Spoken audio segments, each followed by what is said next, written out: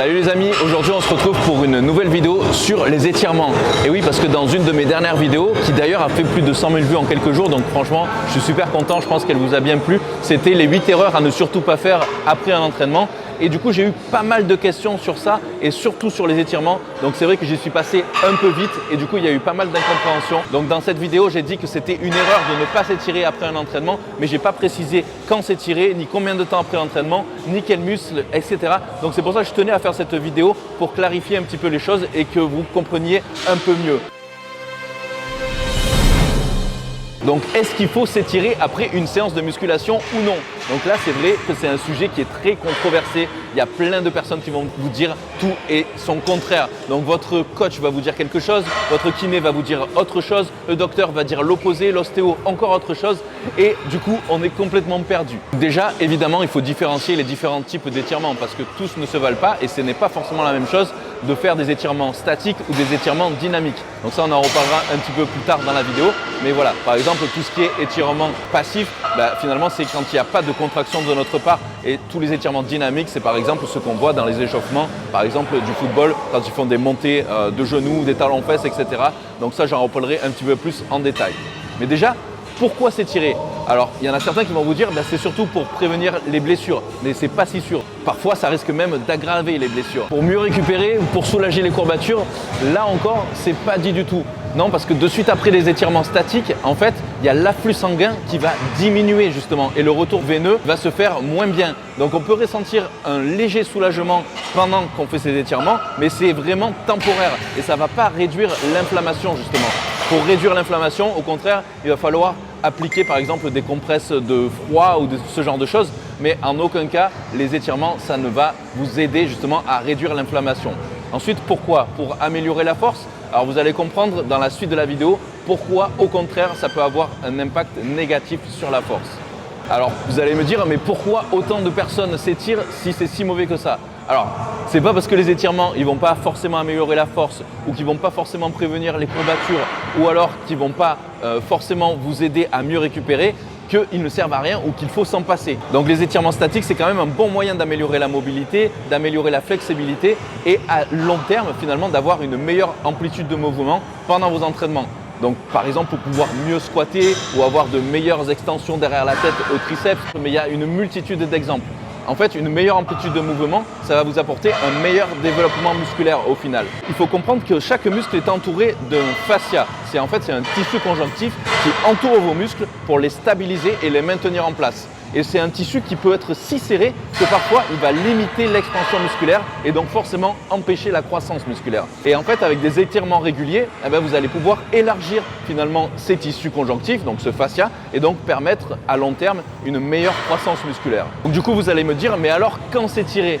Quand s'étirer, il ne faut surtout pas le faire tout de suite le matin dès que vous vous levez par exemple, surtout si comme moi vous avez quelques douleurs lombaires ou soucis de dos. Attendez au moins 1 heure après le réveil que vous soyez un petit peu chaud. Parce que quand on dort en fait, le noyau de nos disques se remplissent d'un liquide comme s'il se gonflait. Pendant la journée, nos disques intervertébraux ils sont soumis à des contraintes de charge et de pesanteur forcément. Et ils sont sollicités en compression toute la journée et donc il y a une pression interne qui diminue. Ils jouent un rôle un petit peu en quelque sorte d'amortisseur. Et la nuit en position couchée, finalement, il se regonfle en quelque sorte pour améliorer justement la suspension hydraulique, d'où le fait qu'on dit que pendant la nuit, on grandit. En tout cas, il ne faut pas s'étirer de façon statique avant un entraînement. Ça va entraîner une mauvaise oxygénation, une mauvaise circulation sanguine. Donc voilà, c'est vraiment pas l'idéal. En plus, ça va vous rendre de toute façon beaucoup moins explosif.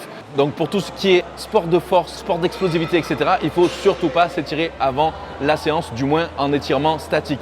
À part bien sûr pour par exemple la danse ou certaines pratiques de gym.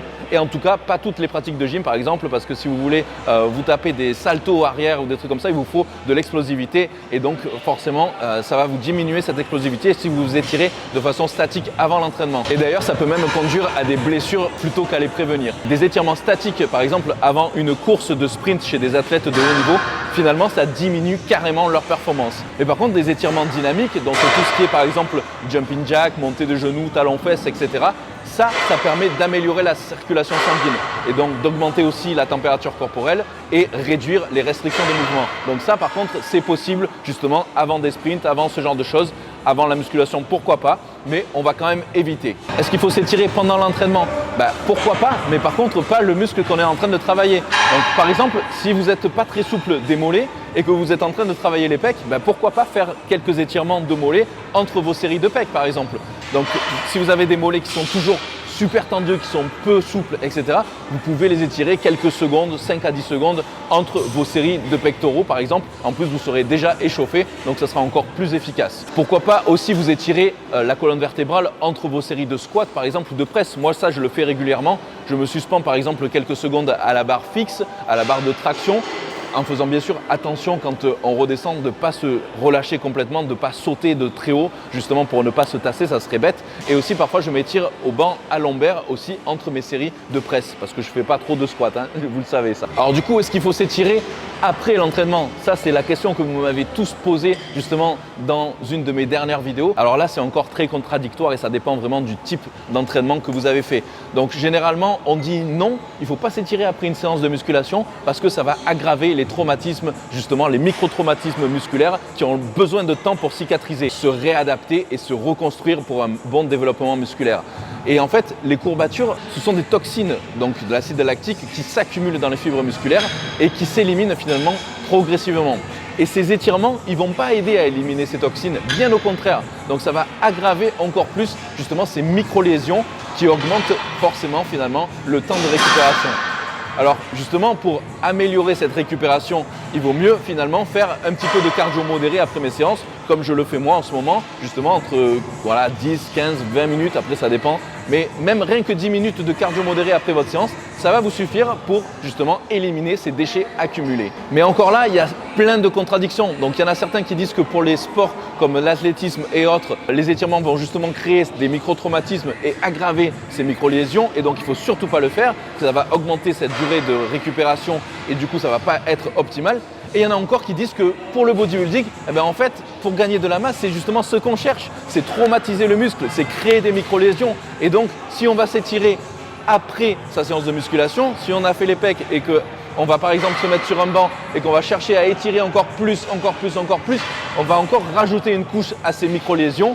Et donc, on pourrait se dire que justement, on va se concentrer sur aggraver encore ces micro-lésions pour pouvoir se développer et justement avoir une prise de masse et une prise de muscle optimale. Donc là encore, il y a d'énormes contradictions sur le sujet. Donc pour ma part, moi je préfère faire 10 minutes à 15 minutes de cardio léger après ma séance pour éliminer tous les déchets et pas forcément m'étirer justement le groupe musculaire que je viens de travailler. Et souvent aussi, je m'étire un autre groupe musculaire. Par exemple, je suis assez tendu des ischios et des mollets aussi. Et donc, même après une séance de pec, par exemple, je vais m'étirer les ischios, les mollets ou d'autres muscles, mais pas forcément les pectoraux. Et puis pourquoi pas s'étirer finalement après la douche, donc une bonne heure après votre entraînement, ou alors les jours off, vous vous focalisez sur vos muscles qui sont un petit peu moins souples par exemple. Donc comment s'étirer? Déjà, il vaut mieux s'étirer sur un muscle chaud, comme je vous l'ai dit tout à l'heure. Évitez, dès que vous vous levez sur un muscle froid, de vous étirer. Il faut le faire de manière très progressive.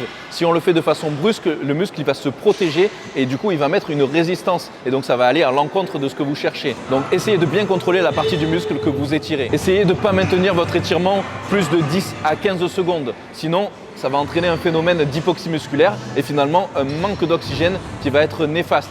Ça va aussi augmenter le degré force-tension et donc diminuer la souplesse au final. Donc l'inverse de ce qu'on recherche. Donc il vaut mieux rester juste quelques secondes sur le même angle de travail et changer ensuite d'angle de travail et rester à nouveau 5 à 10 secondes plutôt que de rester trop longtemps sur le même angle de travail.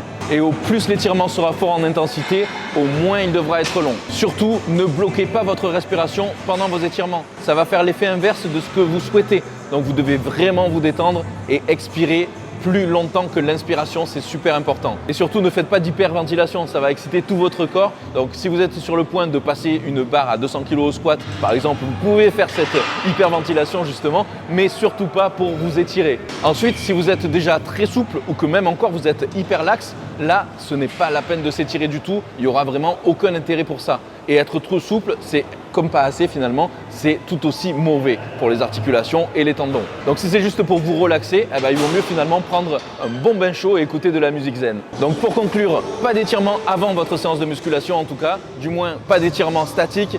préférez plutôt des exercices de mobilisation, d'échauffement et quelques étirements dynamiques peut-être, par exemple quand vous allez travailler vos pectoraux, mais jamais rien de statique. Privilégiez plutôt vos étirements 1 à 2 heures après votre séance, pourquoi pas justement pour gagner en amplitude, pour gagner en flexibilité et puis justement pour étirer ces fameux fascias qui entourent vos muscles et donc vous permettre une prise de masse optimale. Quand vous faites vos étirements statiques, évitez surtout les à-coups. Allez-y doucement, respirez lentement et restez pas plus de 10 à 15 secondes sans jamais ressentir la douleur. N'allez pas croire non plus que la musculation va vous rendre complètement raide. Ça dépend vraiment de la façon dont vous vous entraînez. Et regardez par exemple Tom Platz, le célèbre bodybuilder qui était connu pour ses cuisses phénoménales, a vraiment une souplesse de folie. Non seulement il arrivait à toucher ses orteils avec ses mains, mais en plus il est arrivé jambes tendues à embrasser ses genoux, donc il a des ischios réellement très souples. Et ça c'est parce qu'il travaillait toujours en amplitude complète pour l'ensemble de ses exercices et notamment sur ses squats. Donc la musculation, ça va vraiment améliorer votre flexibilité